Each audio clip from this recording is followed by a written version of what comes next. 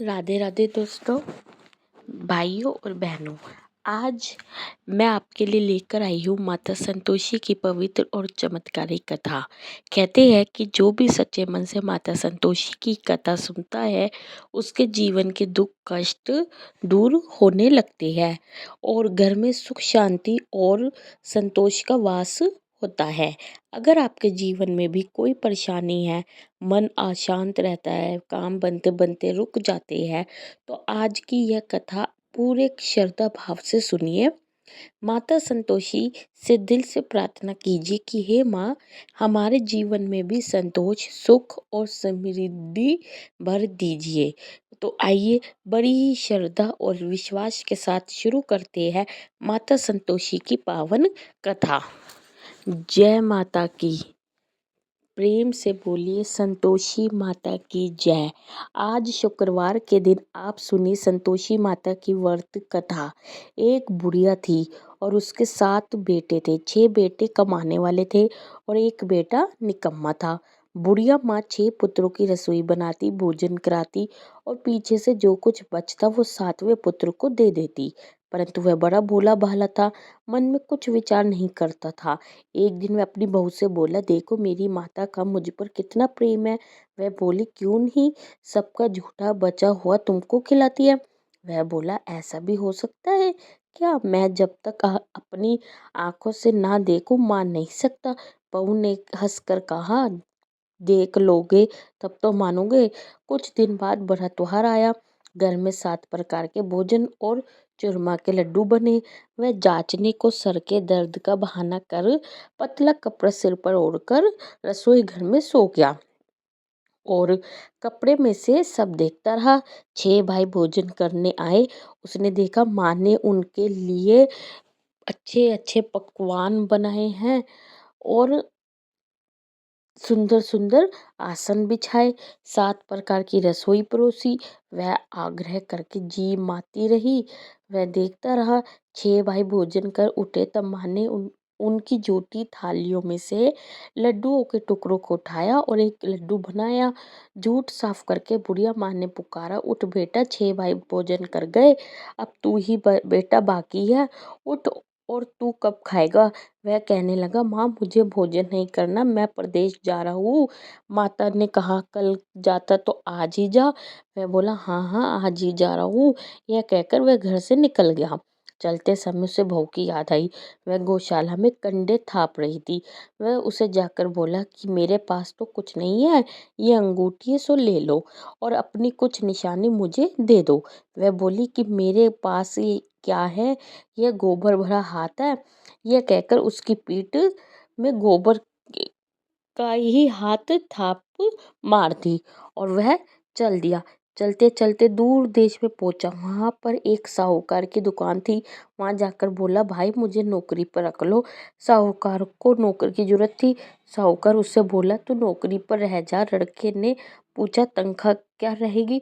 साहूकार ने कहा, काम देखकर दाम मिलेंगे। साहूकार की नौकरी मिल गई। वह सवेरे 6 बजे से रात के 12 बजे तक नौकरी करने लगा। कुछ दिनों में दुकान का लेन देन, हिसाब किताब, ग्राहकों को माल बेचना, सारा काम करने लगा। साहूकार के 7-8 नौकर थे। वे सब चक्कर खाने लगे कि यह नया नौकर बहुत होशियार बन गया है। सेठ ने भी काम देखा और 3 महीने के अंदर ही उसे मुनाफे का साझेदार बना लिया। 12 वर्ष में वह नामी सेठ बन गया और मालिक सारा कारोबार उस पर छोड़कर बाहर चला गया। अब बहू पर क्या बीती वो सुनो। सास ससुर उसे दुख देने लगे। सारी गृहस्थी का काम करा के उसे लकड़ी लेने जंगल में भेजते। इस बीच घर की रोटियों के आटे से भी जो भूसी निकलती उसकी रोटी बनाकर रख दी जाती और फूटे नारियल की नरेली में पानी। इस तरह दिन बीतते रहे। एक दिन वह लकड़ी लेने जा रही थी कि रास्ते में बहुत सी स्त्रियां संतोषी माता का व्रत करती दिखाई दी। वह यहाँ वहाँ खड़ी होकर कहने लगी, बहनों यह तुम किस देवता का व्रत करती हो और इसके करने से क्या फल मिलता है? इस व्रत के करने की क्या विधि है? यदि तुम अपने व्रत का विधान मुझे समझाकर कहोगी तो मैं तुम्हारा बड़ा एहसान मानूंगी। तब उनमें से एक स्त्री बोली, सुनो, यह संतोषी माता का व्रत है। इसके करने से निरंतरता दरिद्रता का नाश होता है, लक्ष्मी आती है, मन की चिंताएं दूर होती है, घर में सुख होने से मन को प्रसन्नता और शांति मिलती है। निपु तरी को पुत्र मिलता है, प्रीतम बाहर गया हो तो शीघ्र आता है, कुंवारी कन्या को मनपसंद वर मिलता है। राजद्वार में बहुत दिनों से मुकदमा चलता हो तो वह भी खत्म होता है।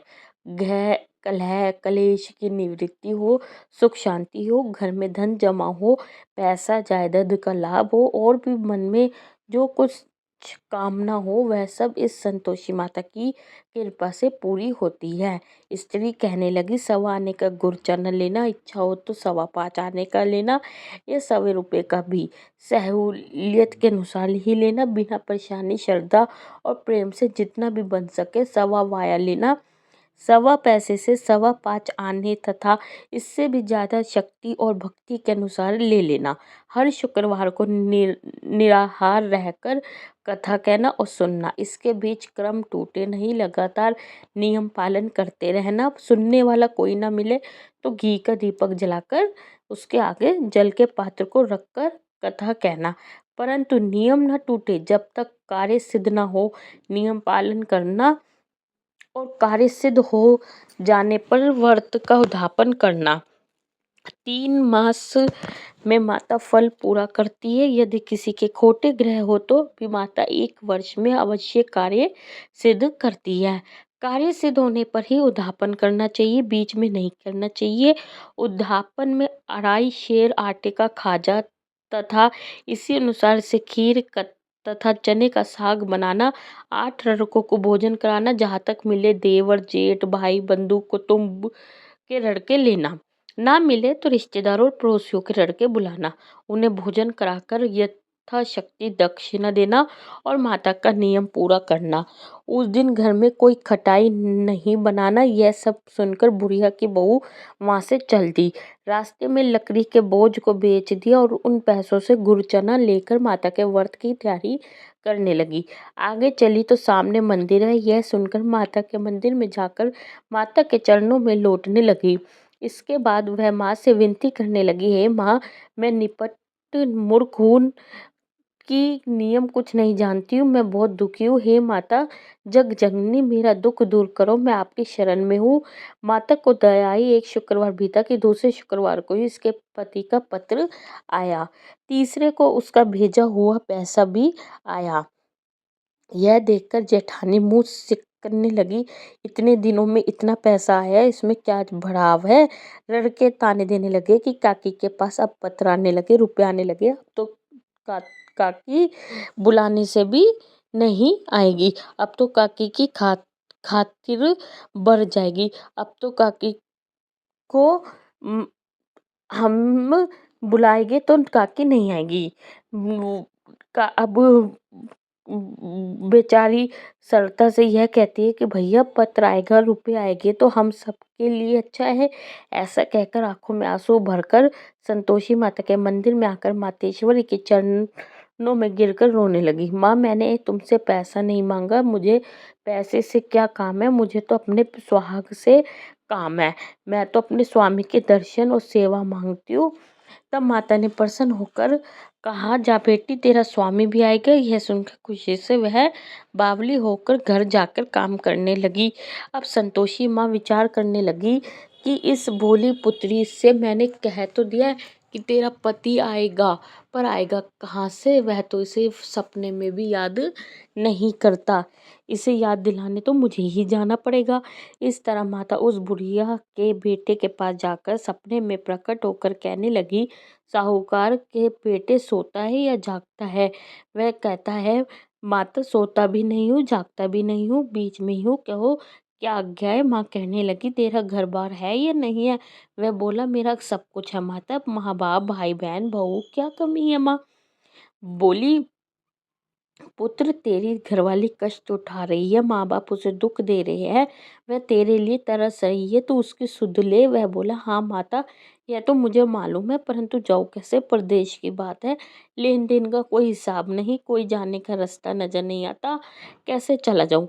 माँ कहने लगी, मेरी बात मान, सवेरे नहा धोकर संतोषी माता का नाम लेकर घी का दीपक जलाकर दंडवत कर दुकान पर बैठ जाना। देखते देखते तेरा लेन देन चुक जाएगा, जमा माल बिक जाएगा, साजा होते होते धन का ढेर लग जाएगा। अब तो वह सवेरे बहुत ही जल्दी उठकर मित्र बंधुओं से अपने सपने की बात कहता है। वे सब उसकी बात अनसुनी करके खिल्ली उड़ाने लगे। कई सपने भी सच होते। एक बूढ़ा बोला, देख भाई, तेरी बात मान, इस बात साज झूठ कहने के बदले देवता ने जैसा ही कहा है वैसा ही करना, तेरा क्या जाता है? अब बूढ़े की बात मानकर वह नहा धोकर संतोषी माता को दंडवत कर घी का दीपक जलाकर दुकान पर बैठ जाता है। थोड़ी देर में वह क्या देखता है कि देने वाले रुपए लाए, लेने वाले हिसाब लाए, कोठे पे बड़े सामानों का खरीदार नकद में सौदा करने लगे। शाम तक धन का ढेर लग गया। मन में माता का नाम लेकर प्रसन्न होकर घर जाने के वास्ते गहना कपड़ा सामान खरीदने लगा। यहाँ तक के काम से निपट घर को रवाना हुआ। उधर बहू बेचारी जंगल में लकड़ी लेने जाती है। लौटते वक्त माता जी के मंदिर में विश्राम करती। वह तो उसका रोज रुकने का स्थान ही था। धूल धूल उड़ती देखकर वह माता जी से पूछती है, हे माता, ये धूल कैसे उड़ रही है? माँ कहती है, हे पुत्री, तेरा पति आ रहा है। अब तू ऐसा कर, लकड़ियों के 3 बोझ बना ले, एक नदी के किनारे रख, दूसरा मेरे मंदिर पर और तीसरा अपने सिर पर रख। तेरा पति को लकड़ी का गट्ठा देकर मोह पैदा होगा, वह यहाँ रुकेगा, नाश्ता पानी बनाकर खाकर माँ से मिलने जाएगा। तू लकड़ी का बोझ उठाकर जाना और बीच चौक में गट्ठा लाकर 3 आवाजें जोर जोर से लगाना, लो सासू जी, लकड़ियों का गट्ठा लाई हूँ, भूसी की रोटी दो, नारियल के खोपड़े में पानी दो, आज कौन मेहमान आया है? माँ की यह बात सुनकर वह बहुत अच्छा माता जी कहकर प्रसन्न मन से होकर लकड़ियों के 3 गट्टे ले आई। एक नदी के तट पर, एक माता के मंदिर पर रख दिया। इतने में वह मुसाफिर आ पहुंचा। सूखी लकड़ी देखकर उसकी इच्छा हुई कि अब यहीं निवास करे और भोजन बनाकर खा पी कर गाँव जाए। इस प्रकार भोजन बनाकर विश्राम लेकर गाँव गया। उसी समय बहुत सिर पर लकड़ी का गट्ठा लिए आती है। उसे आंगन में देखकर देखकर जोर से 3 आवाज है देती है, लो सासू जी, लकड़ी का गट्ठा लो, भूसी की रोटी दो, नारियल के कोपरे में पानी दो, आज कौन आया है?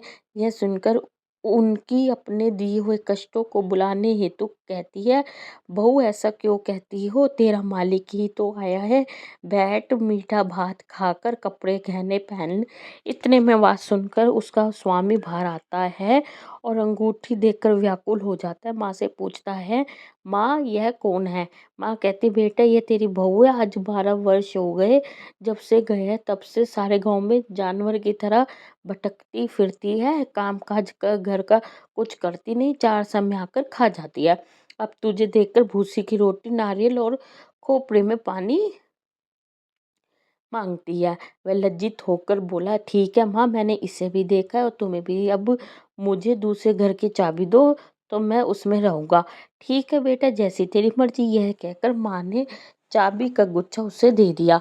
उसने लेकर दूसरे कमरे को खोलकर सारा सामान जमाया और एक दिन में ही वह राजा के महल जैसा ठाट बाट बन गया।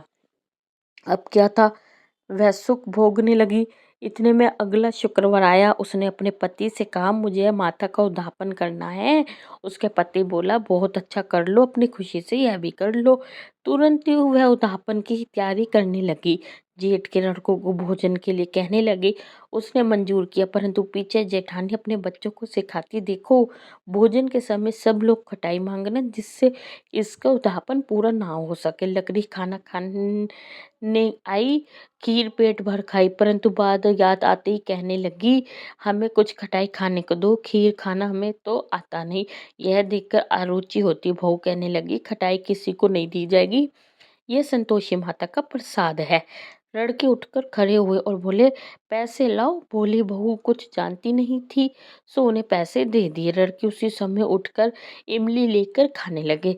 यह देखकर बहू पर माता ने कोप किया। राजा के दूत उसके पति को पकड़कर ले गए और जेठ जेठानी मन मानने खोटे वचन कहने लगे। लूट लूट कर धन इकट्ठा कर लाया था, सो राजा के दूत उसे पकड़कर ले गया। अब सब मालूम हो जाएगा जब जेल की रोटी खाएगा। बहू ने यह वचन सहन नहीं हुआ, रोती रोती माता के मंदिर में गई और बोली, हे माता, तुमने यह क्या किया? हंसा कर क्यों रुलाती हो? तो माता बोली, पुत्री, तूने उद्धापन करके मेरा व्रत भंग किया, इतनी जल्दी सब बातें भूल गई? वह कहने लगी, माता, भूली तो नहीं हूँ, ना कुछ अपराध किया है। मुझे तो लड़कों ने भूल में डाल दिया था, मैंने भूल से उन्हें पैसे दे दिए, मुझे क्षमा करो। माँ बोली, ऐसी भी कई भूल होती है? वह बोली, माँ, मुझे माफ कर दो, मैं फिर तुम्हारा उद्धापन करूंगी। माँ बोली, अब तू भूल मत करना। वह बोली, अब भूल नहीं होगी। माता, अब बताओ मैं कैसे आएगी? माँ बोली, जा पुत्री, तेरा मालिक तुझे रास्ते में आता मिलेगा। वह निकली, रास्ते में पति आता मिला तो उसने पूछा, तुम कहाँ गए थे? वह कहने लगा, इतना धन जो कमाया था उसका टैक्स राजा ने मांगा था, वह भरने गया था।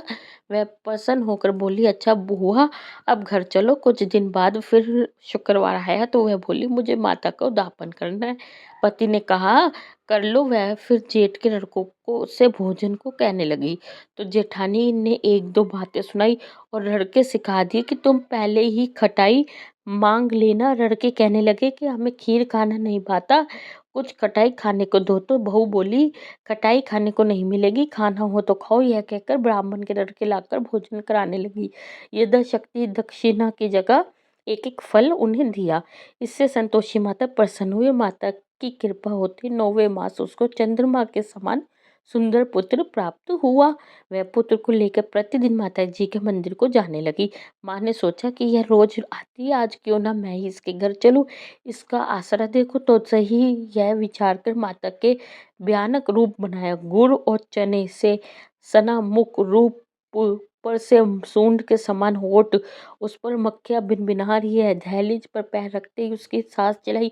देखो, कोई चुड़ैल डाकी नहीं चली आ रही है। लड़को इसे भगाओ, नहीं तो किसी को कहा जाएगी।